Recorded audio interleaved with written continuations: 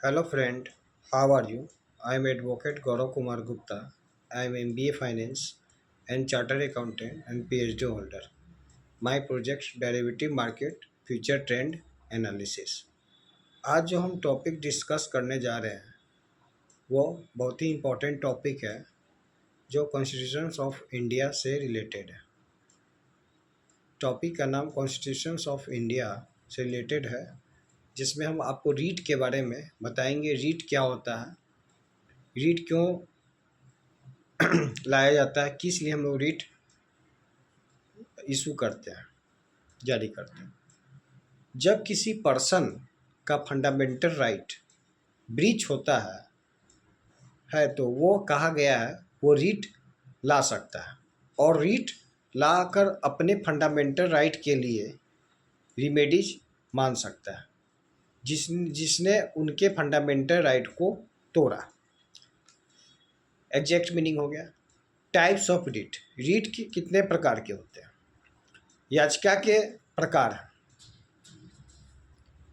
Part three fundamental right. Part three में क्या बताता है? Fundamental right. 1978 में पहले 7 फंडामेंटल राइट्स है। 48 अमेंडमेंट हुआ जिसमें 1978 में 7 में से 1 रीट को घटा दिया गया, जिसमें 6 रीट बचे।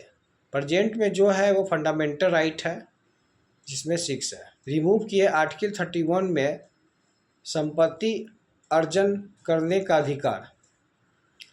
आर्टिकल 300A में लीगल राइट विधि का अधिकार। जब कभी भी मौलिक अधिकार का हनन होगा तो फंडामेंटल राइट ब्रीच करेगा। जब कभी भी मौलिक अधिकार का हनन होगा तो फंडामेंटल राइट क्या होगा? मेरा ब्रीच करेगा। फंडामेंटल राइट ब्रीच करने पर हम लोग की 2 प्रकार की रिमेडीज मिलती है। पहला तो breach of fundamental right. Breach of fundamental right में 2 प्रकार की होता है। जैसे फर्स्ट वो आर्टिकल 32 स्वयं मौलिक अधिकार। आर्टिकल 32 में जो रीट लाते हैं वो ऑनरेबल सुप्रीम कोर्ट में लाते हैं।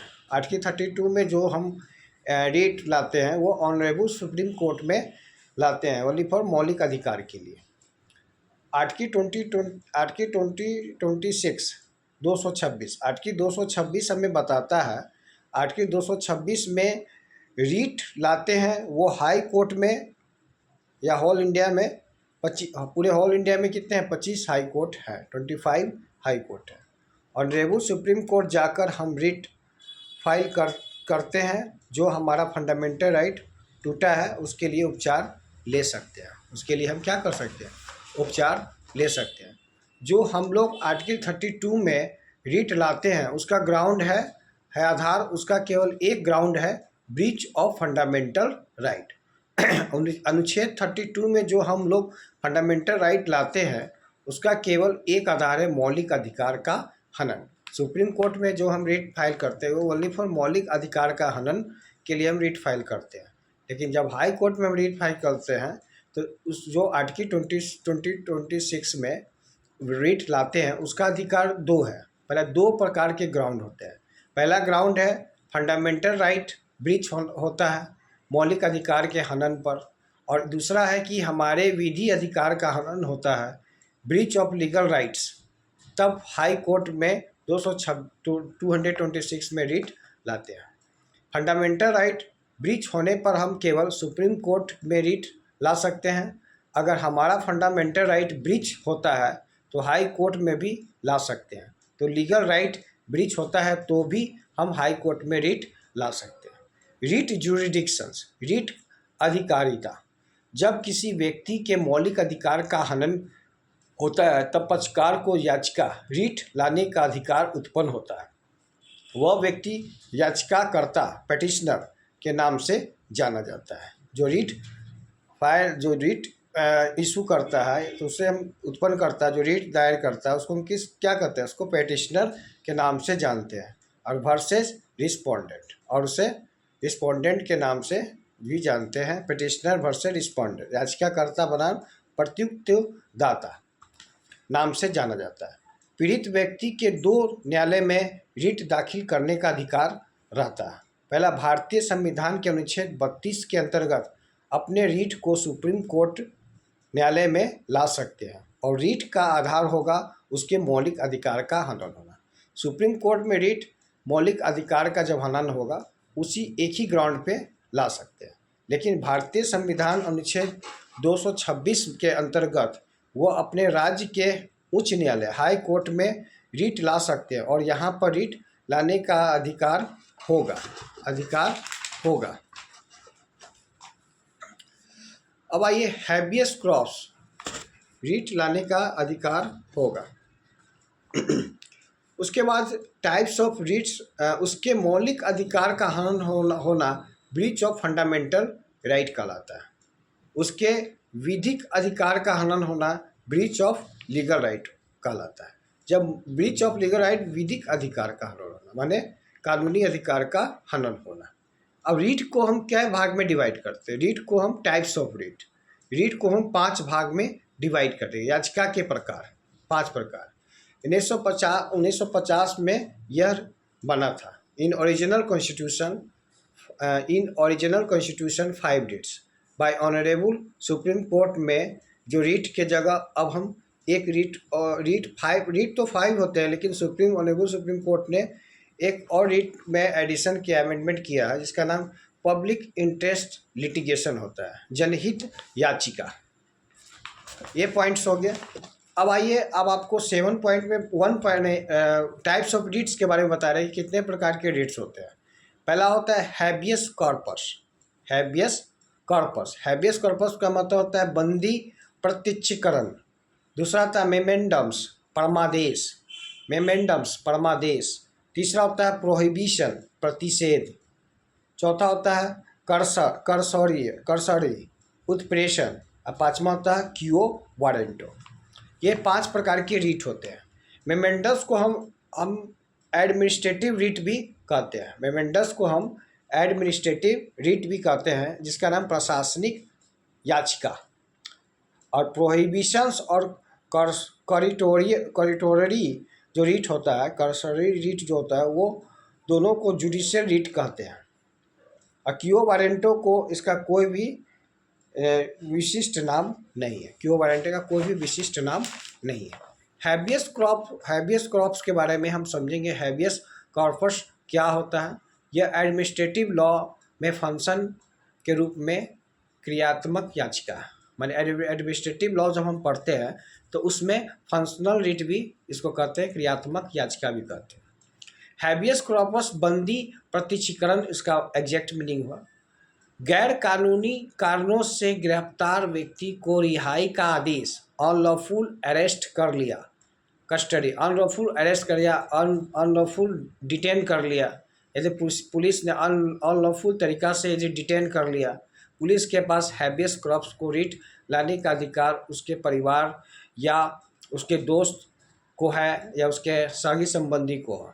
सीआरपीसी की सेक्शन क्रिमिनल प्रोसीजर कोड की सेक्शन 57 को पुलिस अधिकारी किसी के 24 घंटे तक अपनी कस्टडी में रख सकता है। यह अधिकार है सीआरपीसी द्वारा सेक्शन 57 में पुलिस को अधिकार है, वो 24 घंटा तक किसी भी व्यक्ति को वो अपनी कस्टडी में रख सकता है। इंडियन कॉन्स्टिट्यूशन लॉ में भी आर्टिकल 22 में 24 घंटे तक विदाउट मजिस्ट्रेट के ऑर्डर के वह पुलिस कस्टडी में रख सकती है।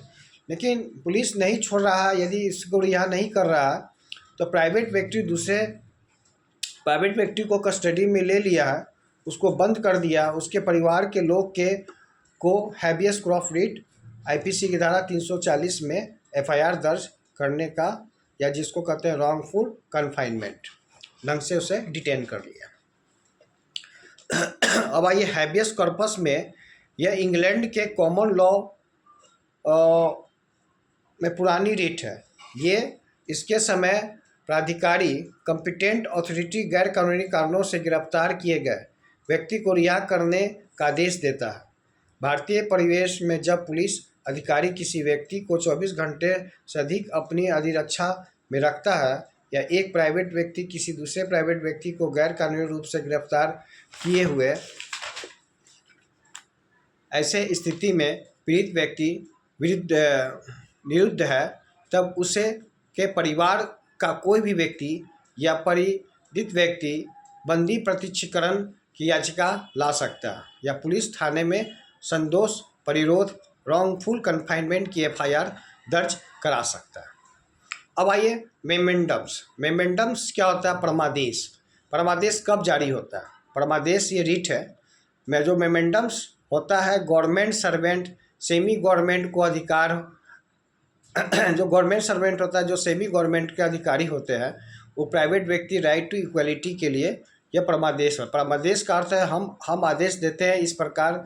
एक सुपेरियर कोर्ट किसी भी लोक प्राधिकारी को यह आदेश देता है कि आपके कार्यालय में विभाग में याचिकाकर्ता के साथ जो सक्षमता के अधिकार का उल्लंघन किया गया है उसे आप तत्काल दूर करें।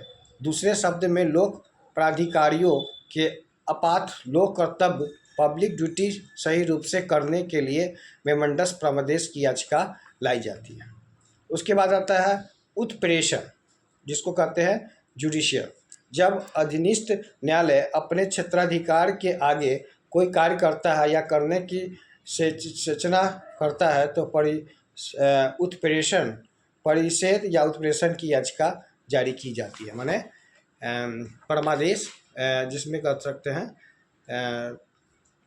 कौन देश है, प्रोविशंस रिट एंड क्राइटेरिया रिट, जिसको हम जुडिशियल रिट कहते हैं। अब आइए क्यूओ वारंटो। क्यूओ वारंटो भी एक रिट है जिसको अधिकार पुच्छा कहते हैं। जैसे इसमें तो परमादेश जो सुप्रीम कोर्ट जो हाई कोर्ट का जुडिक्शन रहता है, जैसे मान लें कि हम एक judicial magistrate second class judicial magistrate को पावर है कि सज़ा देने का 1 साल का सज़ा और 5,000 जुर्माना देने का उसका अधिकार है, और वो समन जारी कर दे रहा है। समन कब जारी होता है? जब 2 साल से ऊपर है इसकी सज़ा, 3 साल तो समन होता है, तो 3 साल से ऊपर की जो सज़ा है उसमें वारंट जारी करते हैं, तो उसमें समन जारी कर दिया। तो इसमें तो इसका जुडिक्शन है नहीं, जिस कारण से इसके ऊपर कौन सा रिट फाइल होगा? जुडिशियल मजिस्ट्रेट के ऊपर प्रोहिबिशंस एंड कैरेटोरियल रिट फाइल होगा। मैंने उसको स्टेक देखना है, उसका हाई कोर्ट को यह देखना है। सुप्रीम कोर्ट हाई कोर्ट को गाइडलाइन करता है, हाई कोर्ट पूरे सिविल कोर्ट को गाइडलाइन करता है, उसका जुडिक्शंस को वो देखता है और उसके अनुसार वो रिट फाइल होता है। क्यूओ वारंटो अधिकार परीक्षा, जब कोई व्यक्ति वास्तविक व्यक्ति, धारा 416 में इसको explain, high court and supreme court. IPC से धारा 416 में चीटिंग, किसी अथॉरिटी को द्वारा पोस्ट पर मैंने इस क्यूओ वारंटो इसलिए जारी किया जाता है कि जैसे कोई अधिकारी DM है, चाहे SDM है, वो बेरुपया है और वो अपने आप को कह रहा है हम DM है, लेकिन उसके पास ऐसा कोई प्रूफ ही नहीं है कि वो DM है और हमें उस पर शक है, तो इस सिचुएशन में हम उस पर क्यूओ वारंटो रिट फाइल कर सकते हैं। फर्जी दरोगा हो गया या फर्जी DM हो गया या फर्जी कोई भी अधिकारी हो गया, उसके ऊपर हम कौन सा रिट फाइल कर सकते हैं? क्यूओ वारंटो। अगर यह वास्तविक में यदि DM है और हम गलती से हम उसके ऊपर क्यूओ वारंटो फाइल कर दिए, तो वो DM हमारे ऊपर कौन सा मुकदमा ला सकता है? डिफेमेशन का, मानहानि का मुकदमा ला सकता है। अधिकार परिरक्षा का अर्थ आपका परिधिकार क्या है? इसका मुख्य उद्देश्य किसी भी व्यक्ति को उस पद को धारण करने से रोकता है जिसे धारण करने का उससे कोई वैध अधिकार नहीं है। Premchandra Garg versus excise commissioner, इस केस के अंदर कोर्ट ने क्या कहा था 1961 में? Article 32 is the corner stone of the democratic edifice raised by the constitution. Total 5 writ. Writ का कॉन्सेप्ट कहाँ है? यूके में concept writ pick up from the UK. Who all can issue writ? 32 clause 3 any other court of empowered by the parliament under article 32। Article 32 में supreme court में writ file कर सकते हैं। Article 2026 में हम हाई कोर्ट में writ file कर सकते हैं, और any other court if empowered by the parliament under article 32 clause 3। Article 32 clause 3 में हम इस अदर भी हम फाइल कर सकते हैं। उसके बाद हम आते हैं रीट जुरिडिक्शन। रीट जुरिडिक्शंस की बात करें हम सुपीरियर कोर्ट या हाई कोर्ट में। सुपीरियर कोर्ट, सुप्रीम कोर्ट और हाई कोर्ट के बीच में रीट इशू करने का डिफरेंस देखें तो वाइडर स्कोप किसका है, प्री इशुएंस ऑफ रीट किसका है, हाई कोर्ट का है। क्योंकि हाई कोर्ट न केवल फंडामेंटल राइट का वायलेशन के लिए रीट इशू कर सकता है, but it can also issue writ in case of violation of legal rights. वो फंडामेंटल राइट और लीगल राइट्स दोनों में ही रीट इशू कर सकता है हाई कोर्ट। सब्जेक्ट मैटर में आइए। अब जैसे मान लीजिए सब्जेक्ट मैटर में बेसिक आ गया सुप्रीम कोर्ट हाई कोर्ट में, डिफरेंस समझ लेते हैं। तो can issue only for enforcement of fundamental right, fundamental right enforcement के लिए, ठीक है। Can issue for enforcement for fundamental right as well as other legal right, यानी हाई कोर्ट के लिए।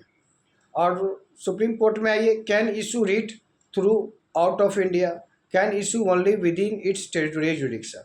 कहने का मतलब है कि वो आउट ऑफ इंडिया भी हम रीट इशू कर सकती है सुप्रीम कोर्ट, टेरिटोरियल जुडिक्शन उसके पास टेरिटोरियल जुडिक्शन में भी आते हैं। लेकिन high court can issue only with in its territorial जुडिक्शन, जो टेरिटोरियल के अंदर ही वह याचिका दायर कर सकती है। नेचर ऑफ राइट क्या, right to move to supreme court for enforcement for fundamental right is itself a fundamental right.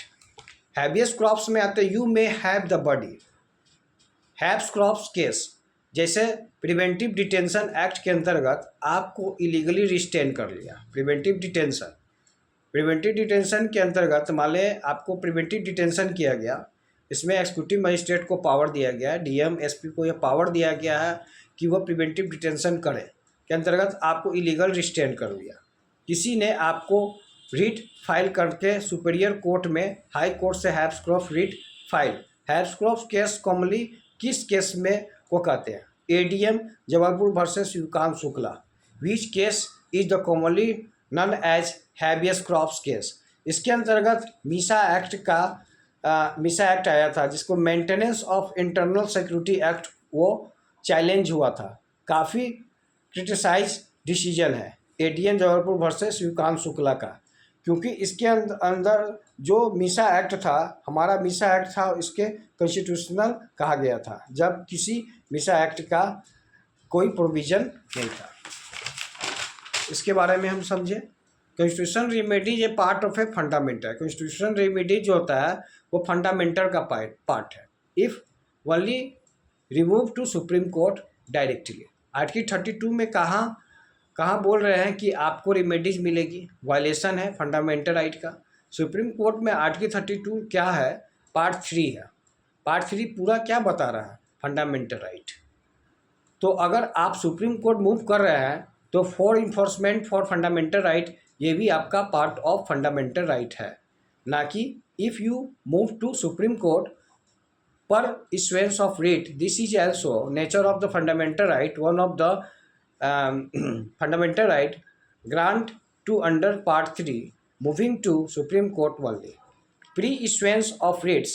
but if high court का केस ले अगर आप, तो हाई कोर्ट मूव कर रहे हैं for enforcement of any fundamental right, वो कैसे राइट, आर्टिकल 226 का अगर हम नेचर देखें तो right to move high court for enforcement of fundamental right क्या नेचर क्या है, it is a merely upon a constitutional right. Fundamental right article 32 में दिया है, आप सीधा सुप्रीम कोर्ट पहुंच जाओगे। पर अगर आपको हाई कोर्ट जाते हैं तो इन्फोर्समेंट ऑफ फंडामेंटल राइट, तो उसका नेचर कैसा है, पार्ट 3 के अंदर नहीं दिया जा सकता। पार्ट 3 कहाँ से कहाँ तक है, 12 से लेकर 35 तक ही पार्ट 3 है। पार्ट 3 पूरा फंडामेंटल राइट को ही डिस्कस करता है, बाकी कहीं और प्रोविज़न आपको अलाउ कर रहा है रीट इशू कराने की। Enforcement of fundamental right, redressal of violation of fundamental right, वो कैसा है। अब कॉन्स्टिट्यूशनल राइट हो गया तो 226 जैसे हमने आपको 300A बताया, initially right to properties, it was a part of a article 31 and 91F, then it was a fundamental right, but after the 44th amendment जब हम उसको क्लॉज ए में भेज दिया तो नेचर कैसा हो गया? It is a merely upon a constitutional right, nature of a constitutional right. Your right to move the high court enforcement of fundamental right is a constitutional right, but whereas if you right to move the Supreme Court it is a fundamental right.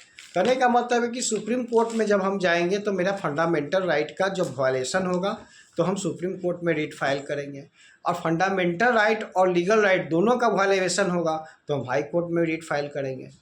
अगले video में हम आपको इससे संबंधित और भी, इसको आज हिंदी में एक्सप्लेन किए, इसका हम इंग्लिश वर्जन भी डेप्थ में स्टडी करेंगे अगले वीडियो में. That's all.